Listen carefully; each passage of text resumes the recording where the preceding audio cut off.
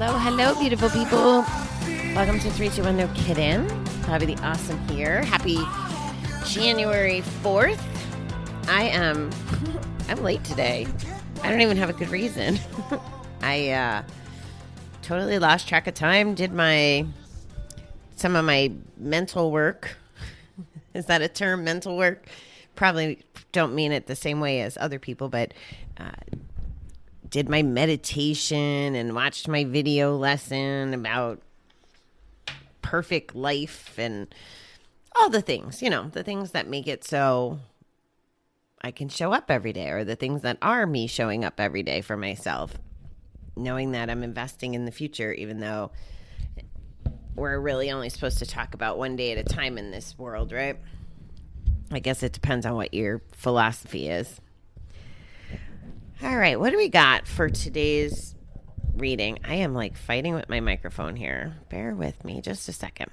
All right, here we go. Terrence, whoever Terrence is, says, draw from others the lesson that may profit yourself. Our 12-step program offers us the best education in the world, free of charge. Everybody in recovery has something to teach us if we'll listen.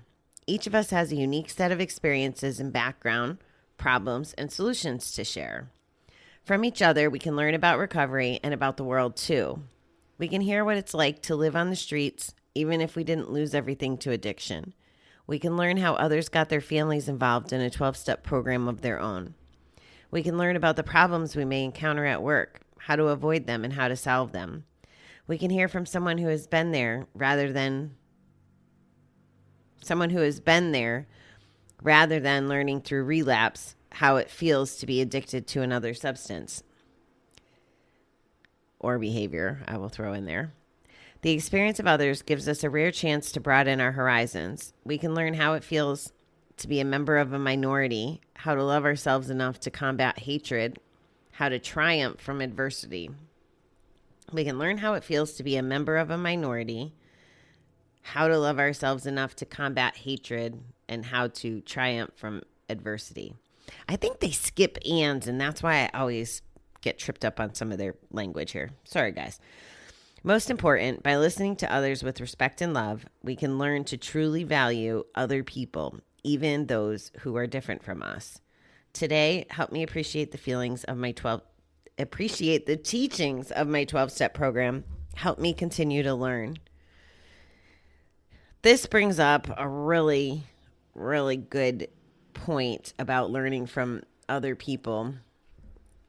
And if we do listen and we are willing to take the lessons from other people, in theory, we can make our journey easier. Now, I don't know how many addicts do that in such a way, like you go, you listen, you hear other people's bad stuff or experiences that have hurt them or caused pain. I don't know that always teaches everyone, but I think there's something to it that the people who want it or can receive it or hear it, because I believe now that everybody's journey is everybody's journey, and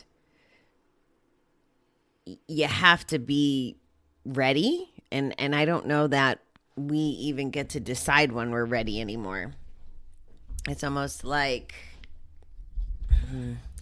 anyway, it doesn't matter what I believe. I was going to go off on a crazy direction here. But anyway, the reading is about how if we listen to other people's experiences, for me, one of the biggest things I'll share if I notice that there's a younger person in the audience, in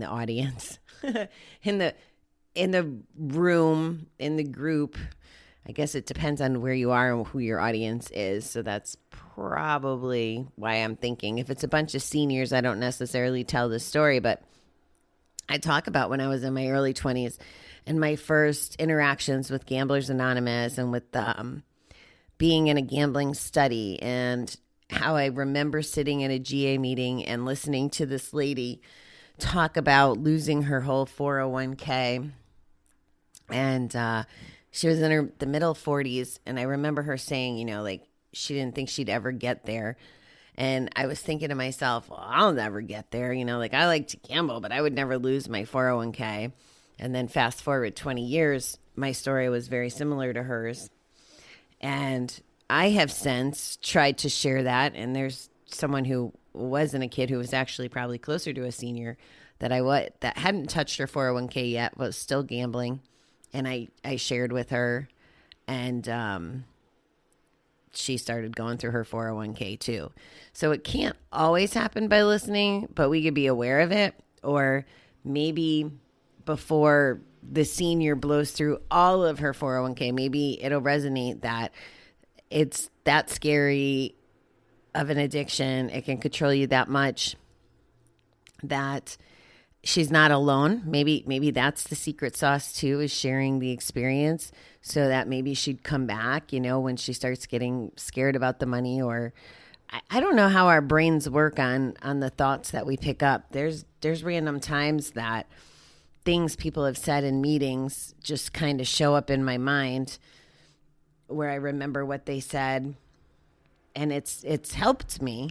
And I think that the people I've encountered, as a general rule, when they're in a meeting, they're almost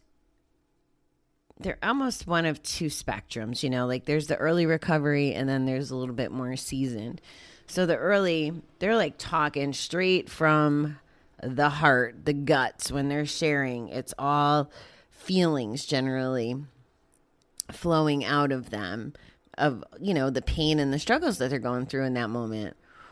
Maybe the successes, depending on how their early recovery goes. But generally it's the pain and the what's going on and the overwhelm.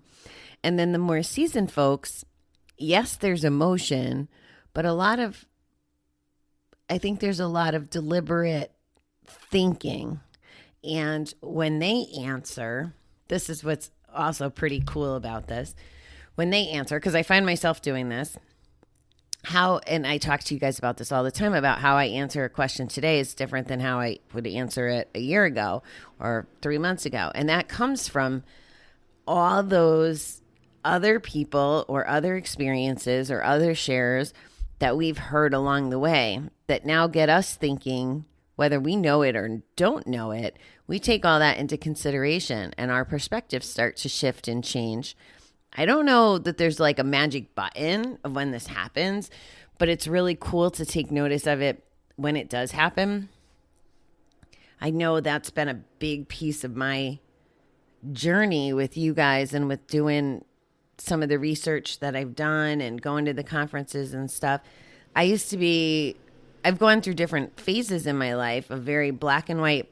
I don't want to go to GA. I don't like 12-step, to I'll go to 12-step because it makes me better, but I still don't like it, and I'm going to call it GA junk, to GA totally working for me and being a huge part of my recovery, to now I guess where I land is I think that it's an important vehicle in recovery, and I think that it's an independent choice. But I also don't think I would be where I am today if I wasn't in GA through a lot of my recovery career.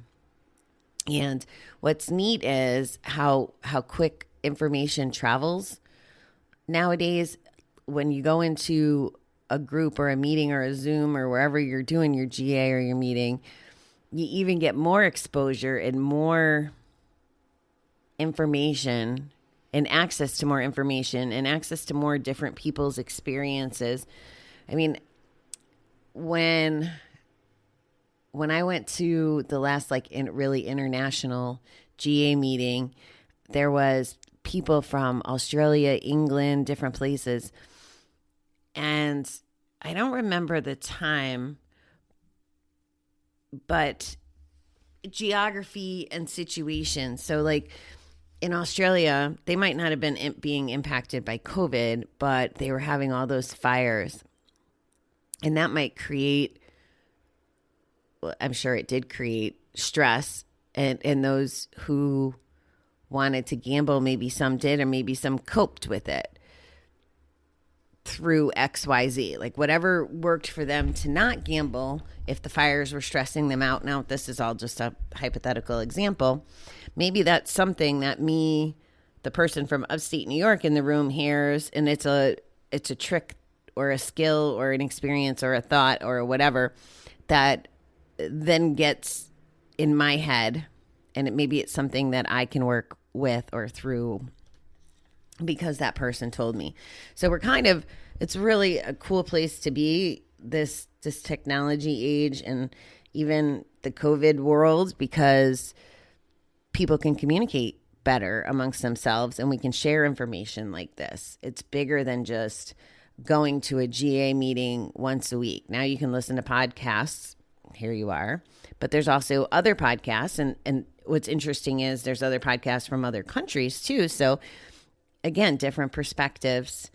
And the more seasoned people, that's part of why the people who've had a little bit longer recovery or long-term recovery, why it's so important and why it's so treasured when they're in the rooms, is because there's a lot to learn. And I've often heard this, the sentences, everyone in recovery has something to teach us if we'll listen. And it works the other way too. The person who has X amount of years or time may be getting complacent, or if they don't think about what it felt like, it gets harder to remember some of the stuff X amount of years later. So the new people are actually teaching them too, or reminding them of things. It's not a one-way street. Everybody can contribute and everybody can learn if they're open to it. And that's the real thing, is being open to it. The experience of others gives us a rare chance to broaden our horizons. We can learn how it feels to be a member of a minority, how to love ourselves, how to triumph from adversity. Wouldn't you just love if they wrote a book on life on how to get through things like that? Well, I don't think they have, or maybe it's in different segments. But to have access to folks that can help you with those things and teach you those things is really, truly a gift. Today helped me appreciate the teachings of my 12-step program, helped me continue to learn. And I think everybody listening by now knows that I am an advocate of continual learning and growth. And honestly, let's say I didn't even execute anything that I've learned. Just the process of learning keeps my brain occupied enough that I don't really think about gambling. So it could be used for that strategy too. Just food for thought. Well, I hope everyone has a great start to the new year, our first business day. Well, at least it's my first Monday of the new year, my first week back after my little rendezvous, and definitely lots of things to do. And I feel very, I feel like ready to go. Like, okay, almost like holidays are done, or, like they're out of the way and now it's full steam ahead. Let's make some stuff happen. So that's kind of the zone I'm in. I'm not sure where you're at, but I hope it's in a positive place and that you're not getting caught up in semantics of resolutions and the calendar, but just knowing that it's a good time to embrace things. I mean, here in the Northeast, it's freaking cold and I don't want to go outside. So I need to stay in this room and kick butt, because when the sun comes out and it's nice in a couple months, I'm going to want to go golf, and I won't have time to go golf if I don't get the work done now. So that's where I'm at. Hope everyone has a fabulous day, and I will talk to you guys soon. Thanks.